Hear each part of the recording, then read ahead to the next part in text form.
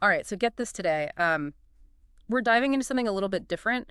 We've got this audio recording of a Q&A session with former President Trump, Mm. and he's talking to Latino voters. What's really interesting here is we get to go beyond just policy and campaign promises, Mm. right? This is a chance to see how Trump connects with a specific audience, how he frames issues and how that message resonates. Yeah, and love him or hate him, you can't deny that Trump knows how to keep people's attention. Oh, absolutely. This Q&A is like a masterclass in communication, even if you don't agree with everything he's saying. Yeah, it's a great example of persuasive communication. So to give you a taste, we're going to hear Trump talk about everything from the economy and immigration to January 6th, and even climate change, even gets asked about Elon Musk. Oh, wow. Vice President Harris, even conspiracy theories. It's wild. It's a wild ride, and the timing of this Q&A as another layer here. I mean, it's a time of economic uncertainty, political polarization, social unrest, how Trump navigates these issues with this specific group of voters. It can tell us a lot about the broader political landscape. Absolutely. Okay, so let's jump right in. Okay. From the get-go, Trump emphasizes his connection with Hispanic voters. He repeatedly claims that no Republican has ever enjoyed this level of support from the Latino community. Yeah, it's a recurring theme throughout the whole Q&A. He's constantly positioning himself as a champion of the Hispanic community, someone who understands their concerns and has their best interests at heart. It feels very strategic, a way to solidify his base and maybe even sway some undecided voters. Right off the bat, a voter brings up the rising cost of groceries, and Trump immediately blames the current administration's spending and energy policies. And he even throws in his drill baby drill line. Of course. Promising to cut energy costs in half if he is elected. Which is interesting because he's tapping into a very real anxiety about the economy while offering a solution that's been a cornerstone of his political identity. Right. It's almost like he's trying to create this sense of nostalgia for his previous time in office when gas prices were lower. Exactly. He's playing on people's memories and associating himself with a time when things just felt, more economically secure. But then it gets interesting because he's asked about the national debt. Right. Which is obviously at a record high. Yeah, and his response is fascinating. He acknowledges the issue, but deflects some of the blame by pointing to COVID relief spending. Yeah. Then he pivots to emphasizing economic growth as the solution, even mentioning Elon Musk and hinting at plans to tackle government waste. It's classic deflection, acknowledging the problem without taking full responsibility. He even suggests that Elon Musk could play a role in addressing government waste and fraud. It's almost like he's name-dropping to add credibility to his claims. Absolutely, and it feeds into this image he cultivates of himself. Yeah. As a savvy businessman who can solve problems that career politicians can't. Then we get into immigration, which is always a hot-button issue. Always. A farmer asks a really pointed question about the impact of deporting undocumented workers on agriculture. It's a tough question, and you can almost see Trump trying to walk a tightrope. On the one hand, he claims to be the best thing that ever happened to farmers. Right. But then he blames immigrants for taking jobs away from African-American and Hispanic populations. It's interesting how he frames this. He says he supports legal immigration, but then throws in this almost scary image of criminals and terrorists being let loose in America. Do you think this is a strategy to appeal to fear, or is he genuinely trying to highlight a problem? It's definitely a tactic we see a lot in political rhetoric, tapping into people's anxieties about safety and security. By connecting immigration to crime, even if the evidence is weak, he's playing on those fears and presenting himself as the solution. It's effective, but it also oversimplifies a complex issue. And then he makes this claim about convicted criminals being released into the U.S., even connecting it to mental institutions and insane asylums. It's pretty alarming. And it's a clear example of how he uses language to heighten the sense of threat. He's painting a very specific picture, and whether it's entirely accurate or not, it's designed to provoke a strong emotional response. It feels like a bit of a departure from his earlier message of unity and economic prosperity. Exactly. It's almost like he's switching gears, appealing to a different set of values and concerns. This is where we start to see the power of storytelling in Trump's communication style. He's not just presenting facts and figures, he's weaving a narrative, and that narrative is often more about emotion than logic. Switching gears a bit, Okay. a recent college graduate talks about struggling to find a good job even with a degree. This feels relatable to a lot of people, especially in today's economy. And Trump's response is all about hope and opportunity. He promises to bring back companies, create jobs, and basically guarantees this young graduate will have their choice of employment if he's elected. It's classic Trump optimistic can-do attitude. But it also makes you wonder how realistic those promises are, especially in a global economy that's constantly changing. That's the key, isn't it? He's great at tapping into people's aspirations and anxieties, but the actual solutions he offers are often vague or oversimplified. Yeah. It's more about the feeling of hope than the specifics of policy. Then we get another question about the economy, this time focusing on the national debt. Okay. You'd think this would be a tough one for Trump, given his own record on spending, Right. but his response is surprisingly nuanced. It is. He acknowledges the record debt, but again deflects some of the blame by pointing to COVID relief spending. He emphasizes economic growth as the solution, and even throws in another mention of Elon Musk, suggesting he has a plan to address government waste and fraud. It's like he's trying to signal fiscal responsibility without undermining his pro-growth agenda. It's a delicate balance, and it reflects the tightrope walk that a lot of politicians have to do when they're trying to appeal to different groups of voters. Absolutely. He's trying to reassure those who are concerned about government spending while still appealing to those who prioritize economic growth and job creation. Okay, back to immigration. Right. This time the question comes from a woman in the Chicago suburbs. Okay. She talks about seeing the consequences of immigration firsthand and mentions her parents' experience with the Bracero program, which, for those who don't know, was a guest worker program that brought Mexican laborers to the U.S. during World War II and for a couple of decades after.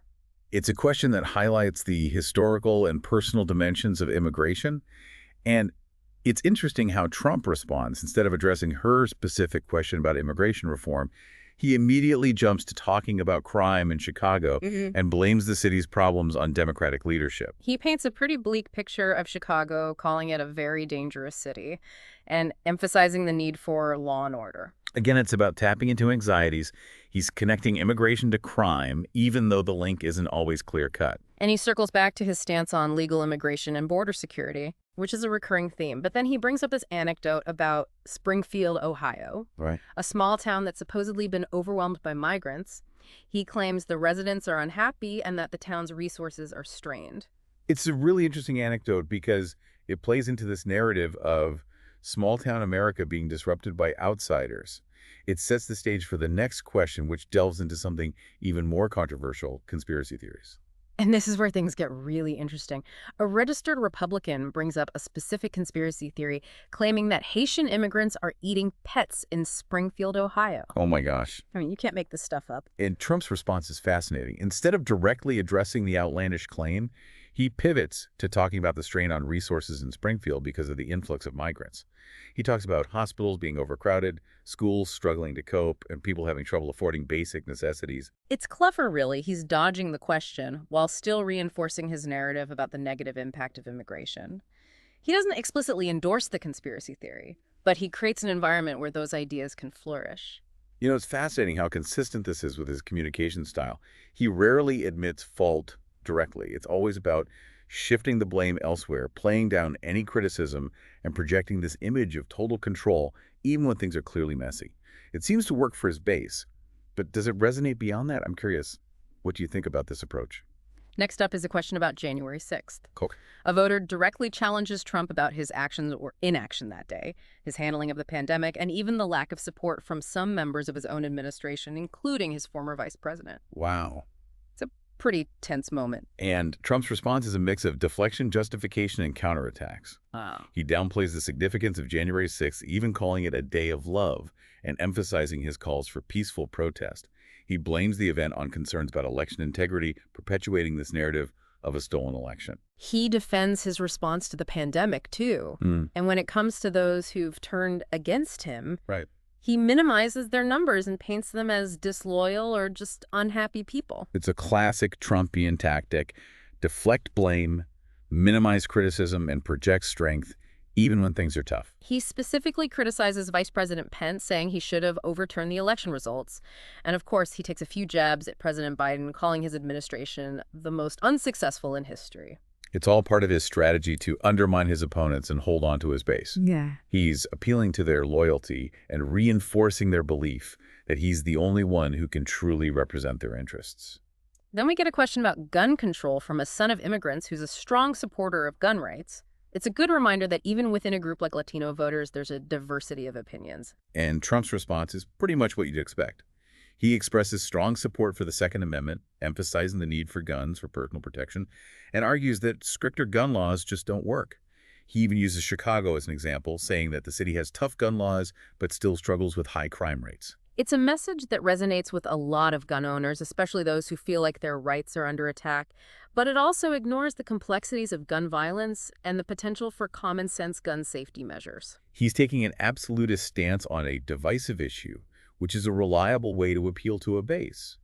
It's not about nuance or compromise. It's about taking a firm position and sticking to it. All right, brace yourself, because here comes a question about climate change. Oh boy. And remember, this is from a construction worker who specifically mentions Trump's previous dismissal of climate change as a hoax. Trump's response is interesting. He tries to acknowledge the issue while downplaying its severity and shifting the focus elsewhere. He highlights his own environmental record, claiming he had the cleanest air and water during his presidency. He criticizes the Green New Deal, of course, calling it a job killer and an economic disaster. Right. And then he does something really unexpected. He pivots to nuclear weapons, claiming that they're the real threat to the environment. It's a classic Trumpian maneuver, right? Deflecting from a tough question by introducing something even more dramatic and scary. And it probably resonates with his base, many of whom are skeptical of climate change and see environmental regulations as an attack on their way of life. It's a potent combination of appealing to emotions, minimizing the perceived threat, and offering a seemingly simpler solution. Okay, let's talk about reproductive rights, which was a major flashpoint during Trump's presidency. Yeah. A voter asks about his stance on abortion, and they even reference recent comments from Melania Trump supporting women's rights and access to abortion. This is a loaded question. And Trump's response is classic evasion. He avoids giving a direct answer about his personal beliefs, instead praising his wife and her book. He pivots to his role in overturning Roe v. Wade, which was a major victory for the anti-abortion movement. But then he emphasizes his support for exceptions in cases of rape incest and to save the mother's life, which is a position that a lot of Americans hold, even those who identify as pro-choice. He's trying to appeal to both sides of the issue, or at least avoid alienating anyone too much. He frames it as a matter for states and voters to decide, aligning himself with the idea of limited government and appealing to those who believe in states' rights. It's a carefully crafted response that allows him to avoid taking a definitive stance on a really sensitive and divisive issue. He's threading the needle, trying to appease his base without alienating moderate voters who might be put off by a hardline stance on abortion. It's a balancing act, and it shows how carefully he considers his words, especially on an issue like this. Now, this is where things get really interesting. We all know how much debate there is around abortion rights. This question really gets to the heart of it, especially with Melania Trump's recent comments. This is where we see Trump's political maneuvering at its finest. He knows this is a sensitive issue, and he's not going to alienate any potential voters by taking a firm stance one way or the other. It's a masterclass in ambiguity, really. He manages to talk about the issue without actually revealing his own position. It's a reminder that sometimes what a politician doesn't say is just as important as what they do say. Absolutely. He's leaving room for interpretation, allowing voters to project their own beliefs onto his words. It's a way of maintaining a broad appeal without committing to a specific policy position. Okay, we're getting into some deeper questions now. Right. A data analyst and youth pastor asks Trump about lessons learned during his presidency and any mistakes he made. It's a question that invites introspection and self-awareness. And Trump's response is fascinating. Yeah. Instead of dwelling on specific mistakes, he focuses on his accomplishments. The strong economy, no new wars, the trade deals he negotiated. He attributes any missteps to personnel choices, acknowledging they didn't always have the right people in the right positions. It's a way of acknowledging that things weren't always perfect without admitting to any major personal failings. He even admits that he had limited experience in Washington before becoming president.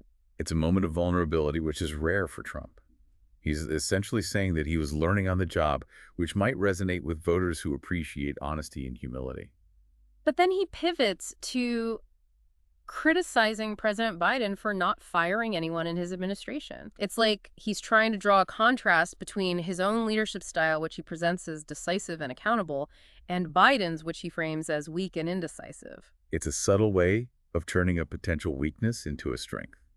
He's acknowledging that he made mistakes, but he's framing those mistakes as a result of trusting the wrong people, not as a lack of competence on his part. Okay, we're getting towards the end of the Q&A, and the questions are getting even more challenging. Sure. A security guard asks Trump how he would unite a deeply divided nation if he's elected again. It's a question that's on a lot of people's minds right now. Trump's response is a mix of blame deflection and wishful thinking. He starts by blaming the disputed 2020 election for the initial division, arguing that it eroded trust in the system and fueled partisan animosity. Then he talks about the economic success of his presidency, arguing that a strong economy can be a unifying force. It's a message that resonates with voters who prioritize economic security and stability. He's essentially saying, if we're all doing well, we'll be less likely to fight with each other. It's a simplified view of a complex issue, but it's a message that a lot of people find appealing. He also acknowledges that there are deep ideological differences in America that make unity a challenge. He mentions issues like transgender rights and women's sports, which are definitely hot-button topics that tend to divide people along ideological lines. It's a moment of honesty, and it shows that he understands the complexity of the problem. Yeah. He's not just offering easy answers or blaming everything on his opponents. Okay, last question, Right. and it's a doozy. The moderator mentions that this question mirrors one asked of Vice President Harris in a previous town hall. He asks Trump to name 3 virtues of Vice President Harris. I can't wait to hear this. This is where we see Trump's ability to simultaneously criticize and compliment. He starts by expressing his dislike for Harris and her policies, making it clear that he's no fan, but then he grudgingly acknowledges some of her strengths as a politician. He points to her political survival skills, highlighting her unexpected rise to the vice presidency despite a rocky start in the 2020 Democratic primary. He mentions her long-standing relationships, suggesting that she's a skilled networker and has built a strong base of support. And he even comments on her demeanor, acknowledging that she can be charming and likable in certain settings. It's a fascinating response because it reveals a begrudging respect for a political opponent while still maintaining a critical stance. It's a reminder that even in the heat of political battles, there can be glimmers of recognition for the skills and attributes of those on the other side. Okay, we've reached the end of the first part of our deep dive into this Q&A session. I'm already blown away by the insights and the sheer entertainment value of this conversation. Me too. And we're just getting started. There's so much more to unpack, from Trump's views on foreign policy and education to his relationship with the media and his vision for the future of America. Stay tuned for the next part of our deep dive, where we'll explore even more fascinating insights from this captivating conversation. We'll be right back after a quick break. All right, we're back and ready to dive even deeper into this fascinating Q&A with former President Trump. Where were we? Oh, yeah, we just heard him talk about Vice President Harris, and it was pretty interesting to hear his perspective on her, even if it was a bit backhanded. Yeah, it is fascinating how he can kind of acknowledge someone's strengths while still maintaining, a critical stance. It's like he's saying, I may not like you or your policies, but I can't deny that you've got some game. Exactly. It's a reminder that even the most fierce political rivals can recognize each other's abilities. Okay, so let's jump back into the Q&A. The next question comes from a voter who wants to know what Trump considers his biggest regret from his time in the White House. Oh, This should be good. And his answer is revealing. He doesn't point to a specific policy decision or event, but instead talks about the people he surrounded himself with. He admits that some of his personnel choices were mistakes, and that he didn't always have the best team in place. It's a surprising moment of self-awareness from someone who usually projects an image of unwavering confidence. It almost makes you wonder if he's reflecting on his time in office and thinking about what he could have done differently. It's interesting how he frames this. He talks about the importance of having the right people in place and how challenging it can be to build a strong team. Yeah. It's almost like he's acknowledging the limitations of even the most powerful person in the world. He even admits that going into the presidency, he didn't have a lot of experience with the inner workings of Washington. Right. It's a bit of a contrast with how he often presents himself as this outsider who came in and, shook things up. Yeah. It makes you wonder if he's realizing that maybe some experience in government wouldn't have hurt. But then he criticizes President Biden for not firing anyone in his administration. It's like he's trying to say, look, I made mistakes, but at least I was willing to hold people accountable. It's a subtle way of kind of positioning himself as a decisive leader who's not afraid to make tough choices, even if it means admitting his own errors. It's a clever way to spin what could be perceived as a weakness into a strength. Okay, here's a question that I think is on a lot of people's minds these days. How do we bridge the deep divisions in our society, A security guard asks Trump about his plans to unite the nation, and his answer is a mix of blame, optimism, and realism. It's a really tough question, and you can tell that Trump is grappling with it. He starts by blaming the disputed 2020 election for deepening the divisions, arguing that it eroded trust in the democratic process and fueled partisan animosity. Then he talks about the economic success of his presidency, suggesting that a strong economy can be a unifying force. He seems to believe that when people are doing well financially, they're less likely to focus on their differences. It's an idea that's been around for a while, the idea that economic prosperity can lead to social harmony, but it's a simplification, and it ignores the deep-seated cultural and ideological divides that exist in America. He does acknowledge those divides, though. He mentions issues like transgender rights and women's sports, which are definitely hot-button topics that tend to polarize people. It's refreshing to hear him acknowledge that there are real differences of opinion on these issues. Yeah. It's not just about, fake news or the other side being wrong. He seems to be recognizing that these are complex issues with no easy answers. All right, we've reached the final question of the Q&A, Okay. and it's a good one. The moderator reminds Trump that Vice President Harris was asked a similar question in a previous town hall and asks him to name 3 virtues of Vice President Harris. I'm on the edge of my seat. And Trump's response is a masterpiece of backhanded compliments. He starts by making it very clear that he's not a fan of Harris or her policies. But then he does something unexpected. He grudgingly acknowledges some of her strengths. He mentions her ability to survive politically, pointing to her rise to the vice presidency despite a bumpy start in the 2020 Democratic primary. He talks about her long-standing relationships, suggesting that she's a skilled networker with a strong base of support. And he even comments on her demeanor, saying that she can be charming and likable, which is interesting considering how much Trump himself values charisma and personal appeal. It's a fascinating insight into how Trump views his opponents. Yeah. Even while criticizing them, he seems to recognize and even respect their political skills. Yeah. It's like he's saying, I may disagree with you fundamentally, but I can still appreciate your talent. It's a great example of how, even in the most heated political battles, there can be a flicker of recognition for the abilities of those on the other side. It reminds us that even those we vehemently disagree with can possess qualities we admire. It also speaks to the complexity of human nature. We're not just one thing or the other. We can hold conflicting views, admire those we disagree with, and even find common ground in unexpected places. This Q&A has been a roller coaster of emotions and insights. We've seen Trump at his most confident and defiant, but also at his most vulnerable and introspective. He's made bold claims, deflected blame, and even cracked a few jokes along the way. It's been a masterclass in communication, both effective and questionable. We've seen how he uses language to connect with his audience, tap into their emotions, and build a narrative that reinforces his worldview. It's a reminder that communication is about more than just words. It's about tone, body language storytelling, and understanding your audience. And whether you agree with Trump's politics or not, there's a lot we can learn from his approach to communication.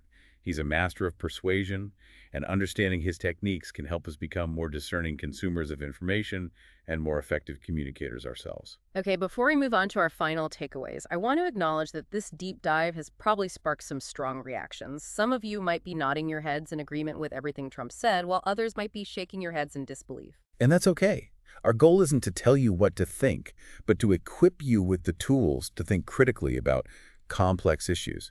We believe that understanding different perspectives, even those we vehemently disagree with, is crucial for healthy and productive dialogue. So we encourage you to share your takeaways from this deep dive, engage in respectful conversations with those who hold different views, and keep exploring these important topics. But before you do that, we've got some mind-blowing takeaways to share. Are you ready for this? I'm ready to drop some knowledge bombs. Yeah! Bring it on. Okay, so let's break down some of the big aha moments from this Trump Q&A. First up, I was really struck by how much he relies on storytelling. Like, he's constantly using personal anecdotes and vivid imagery to make his points. Yeah. And it's really effective. It is. It's a classic storytelling technique, and it works because, stories tap into our emotions and they help us connect with the message on a deeper level. Like, remember his story about Springfield, Ohio being overrun by migrants? Whether or not every detail was accurate, it created this powerful image of a small town being overwhelmed, and it definitely played into people's anxieties about immigration. Exactly. And he did something similar when he talked about Chicago. Remember, he painted this picture of a city riddled with crime and violence, blaming it all on Democratic leadership. Again, it's about tapping into people's fears and presenting himself as that strong leader who can fix it. It's a reminder that stories have the power to shape our perceptions, even if they're not entirely factual or objective. Right. We have to be careful not to let our emotions cloud our judgment. Absolutely. Yeah. It's crucial to be, critical thinkers and evaluate the information we're receiving, especially when it comes wrapped in a compelling story. Okay, another thing that stood out to me was Trump's use of language. It's so simple and direct, but it's also incredibly strategic. He knows how to choose words that pack an emotional punch. He's a master of using charged language to evoke strong reactions. Think about phrases like fake news, witch hunt, and deep state. These terms are designed to trigger feelings of anger, distrust, and outrage, particularly among his base. And he repeats those phrases constantly. It's like he's trying to drill them into people's minds so they become part of their everyday vocabulary. It's a technique known as repetition priming. The more we hear something, the more likely we are to believe it, even if it's not true. It's a powerful tool for persuasion, and Trump uses it effectively. It's almost like he's creating his own reality through language. In a way, he is constructing this narrative that resonates with his supporters, even if it doesn't always align with facts or evidence. It's a reminder that we have to be really careful about the language we use and the language we consume. Words have power, and they can be used to manipulate and mislead. For sure, we need to be aware of the techniques being used to persuade us, whether it's in politics, advertising, or even in our personal relationships. Okay, one more thing I want to highlight is Trump's mastery of deflection and counterattack. Whenever he's faced with a tough question or criticism, he seems to have this uncanny ability to shift the blame, change the subject, or launch into an attack on his opponents. It's a classic strategy for avoiding accountability. Instead of addressing the issue head on, he deflects attention away from himself and redirects it towards someone or something else. Like when he was asked about January 6th, he downplayed the event, blamed it on concerns about election integrity, and even tried to shift the focus to his calls for peaceful protest. Exactly. And when he was questioned about his handling of the pandemic, he defended his actions, dismissed criticism as politically motivated, and pointed to the development of vaccines as evidence of his success. It's a brilliant, albeit frustrating tactic. It allows him to avoid taking responsibility while simultaneously energizing his base and discrediting his opponents. It's a reminder that we can't always take what politicians say at face value. We need to be skeptical, ask tough questions, and demand accountability. Okay, I think we've covered some of the biggest takeaways from this Q&A, but before we wrap up, I want to leave you with one final thought. We've talked a lot about Trump's communication style, his use of storytelling, emotional language, and deflection tactics, but it's important to remember that these techniques are not unique to him. Oh, they're not. They're used by politicians and persuaders of all stripes across the political spectrum. Right. And frankly, we all use them to some extent in our everyday lives. That's true. We tell stories, we appeal to emotions, and we sometimes try to deflect blame or shift the focus when we're feeling uncomfortable. It's human nature. The key is to be aware of these techniques, both in ourselves and in others. We need to be critical thinkers. Evaluate information carefully. Be wary of those who try to manipulate us with emotional appeals and misleading narratives. So as you continue to engage with the world around you, keep these insights in mind. Pay attention to the language being used, the stories being told, and the emotions being evoked. Don't be afraid to ask questions, challenge assumptions, and seek out diverse perspectives. And remember, effective communication isn't just about persuasion. It's also about honesty, respect, and a genuine desire to connect with others. That's a great note to end on. Thanks for joining us for this deep dive into the world of Trump and his unique brand of communication. We hope you've learned something new, gained some fresh insights, and maybe even had a few aha moments along the way. It's been a pleasure diving deep with you. We'd love to hear your thoughts on this episode, so be sure to share your takeaways with us on social media and stay tuned for more fascinating deep dives into the news ideas and conversations that are shaping our world. Until next time, keep exploring, keep learning, and keep those critical thinking caps on.